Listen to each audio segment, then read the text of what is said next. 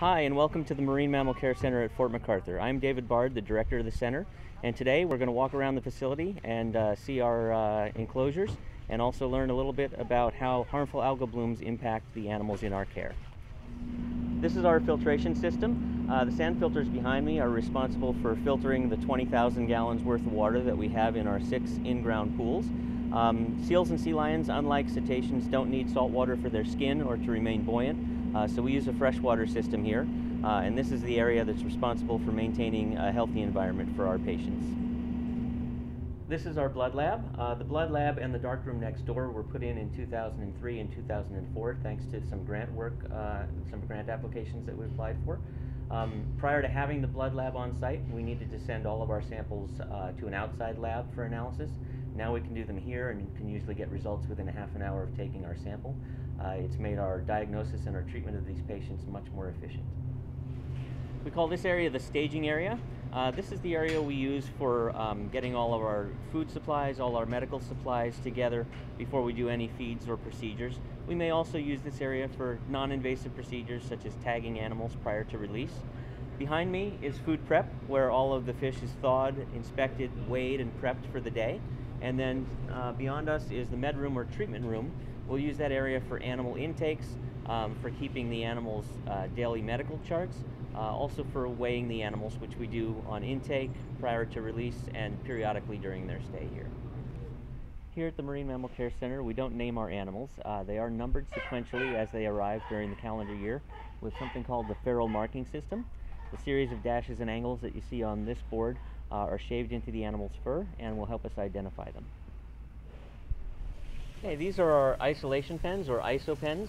These were constructed in 2009 with the help of a Prescott grant.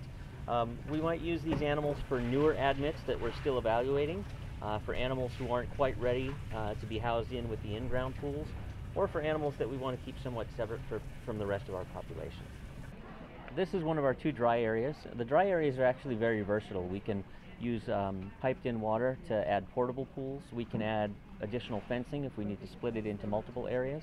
When we have cases with domoic acid toxicity, we'll very frequently pull out all of the fixtures, leaving nothing but low-lying pallets to ensure the animals don't have any hazards that they're going to get into.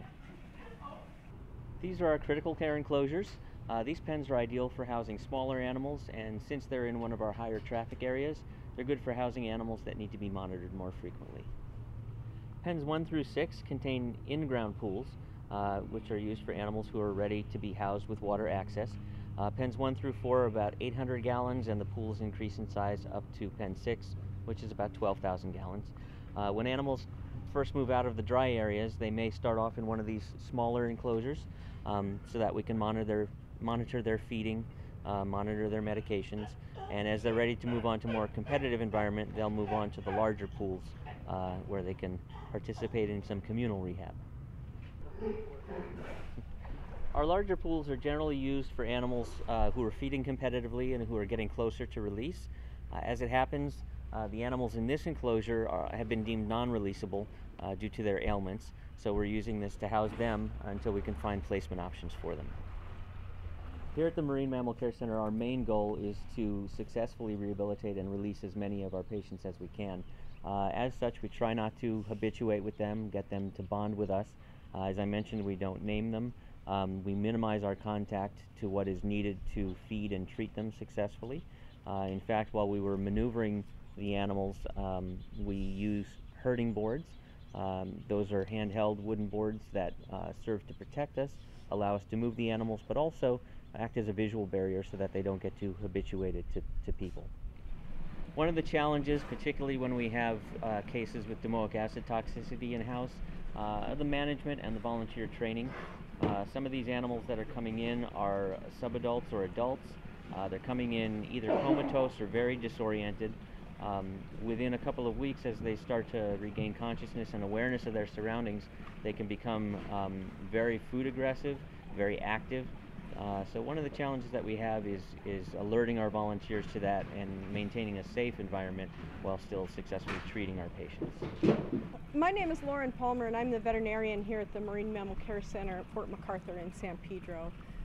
It's a wonderful opportunity for me to be able to work with marine mammals. In particular, we work with California sea lions, harbor seals, and the northern elephant seal. These animals come in for a variety of reasons. Most of them are due to natural injuries and natural illnesses. One of the natural illnesses that we see is a result of a toxin in the ecosystem called domoic acid. This toxin is produced by algae in the ocean, and when it works its way into the food chain, top-level consumers like a California sea lion eating fish that have ingested this toxin can become affected by that toxin. It has different effects on different animals. Much of it depends on the health status of the animal, and some of it depends on how much they ingest.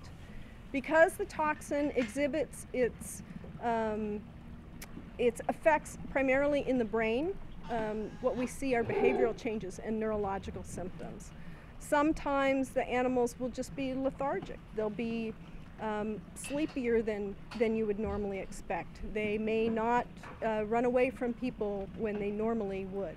They may not be able to respond to their environment, so they may be languishing in the surf, not quite knowing to go out and swim or to come ashore. They may be ashore and they may be having seizures.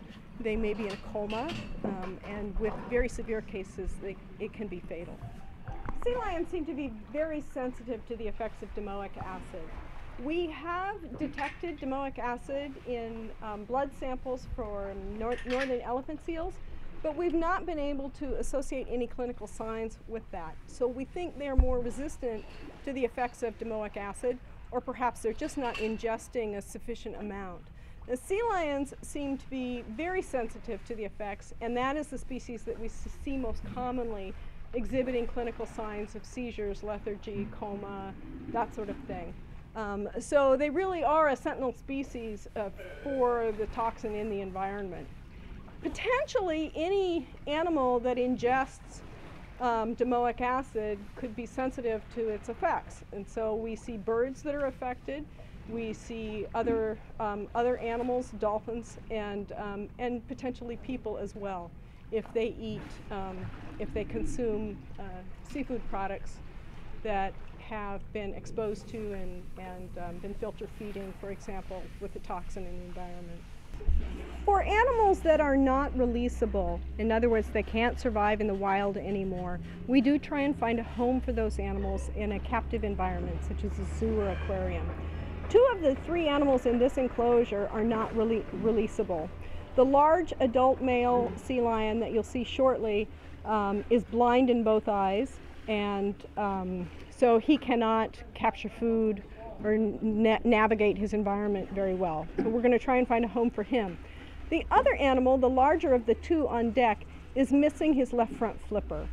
So probably some kind of an accident, an entanglement. It's not clear what caused him to lose his flipper, but as a young male, he cannot physically support himself with just his right flipper. So we will try and find homes for these animals. If you look closely, the larger one closest to you, he's got a very blue eye, so he has an injury to that eye, and the other one you can see is quite small. So he is probably a newly weaned pup, and you can see he just wants to nurse on his buddy there, and he's very thin. So we will just support these 2 nutritionally for a little while and give them a little better head start and then release them. Animals that are affected by domoic acid get that from the food that they consume in the wild. By the time they reach us, oftentimes evidence of that in their stomachs is not there anymore. But what we can find is the evidence in the feces, in the urine, or in a blood sample. If an animal dies acutely, of course, then we'll do a necropsy evaluation and we may find stomach contents, but that's less common than finding it in the feces or urine or a blood sample. So one of the most important things we do here for these animals is feed them. In a time when they can no longer find food or forage or feed, protect themselves, we buy them some time by giving them that supportive care. And we do that in a variety of ways. It really depends on what the animal is capable of doing and where they are in their recovery. For animals that aren't eating on their own, we will pass a tube into their stomach and feed them a kind of a fish gruel. For animals that are eating on their own, of course, we give them fish. And sometimes they're not ready to eat, and we just give them subcutaneous fluids or oral fluids. So it really just depends on where they are in their progression to getting better and getting out. The first goal of treatment for these animals is to control the seizures. And animals with seizures is the most common presentation. To control seizures, we use anticonvulsant medications, not unlike what a veterinarian would use in a small animal practice. And we try to minimize the damage that's induced by the domoic acid toxin. Another thing we do is try to support them with fluids, and we give those fluids subcutaneously. Because the toxin is water soluble, we hope that by giving them large amounts of fluids, it will help flush that from their system. And the rest is just supportive care, giving them a safe environment to be in while they try and recover from this disease. You know, some animals recover, many animals recover in the short term, but the long-term prognosis is really not that good, even for those animals that recover, because we don't know how much damage the brain has incurred when it's exposed to this toxin. We know that some animals can ingest domoic acid and have no lesions in the brain, and they die from other causes. And we also know that some animals that ingest the toxin and appear to recover in the short term continue to have seizures intermittently and really suffer in the long term. And their prognosis in the long term is really not that good. The other effect that we see with these animals is often it's pregnant females that are affected, and the toxin can cause them to abort their pups, or if they're born near term, it can cause them to abandon their pups. And so in this way, it affects two generations, a mother and her pups. So in the short term, many of these animals do recover. They appear to be well, and we do release them, but the long-term prognosis is really not that good for many of these animals.